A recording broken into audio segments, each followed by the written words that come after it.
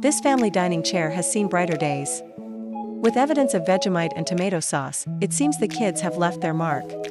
It's time for a thorough clean followed by a conditioning and protection treatment. This is pigmented leather.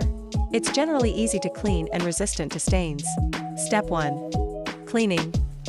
Cleanse, number 1, is ideal for pigmented leather. Spray one area at a time. Use a leather scrubbing brush to gently agitate into the grain. Wipe away the grime with a white microfiber cloth.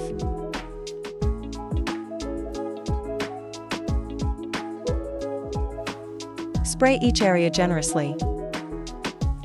Scrub then wipe using firm pressure. Never rub to remove a stubborn mark. It can remove coatings and leave a bald patch. Optimal leather care includes 3 steps. Cleaning removes dirt and grime. It may not remove stains as they are usually set in and therefore permanent. Skin and hair oils together with perspiration and dirt can damage coatings and weaken leather. A good cleaner is calibrated to remove soiling without drying out the leather or interfering with the color coatings. When the cloth wipes clean, the leather is clean. Step 2. Conditioning. Squeeze a generous amount of Nourish, number 2, onto a dry or damp cloth. Wipe over the surface. Leather conditioning nourishes, moisturizes and lubricates the leather internally to prevent drying and cracking.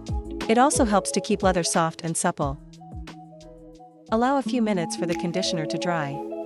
Step 3. Protection. Spray Protect, number 3, directly onto the leather or onto a just damp cloth. Leather Protector is a UV barrier and anti-soiling shield. A good leather protector reduces your cleaning burden and inhibits stains. Leather stays cleaner for longer and cleaning is easier.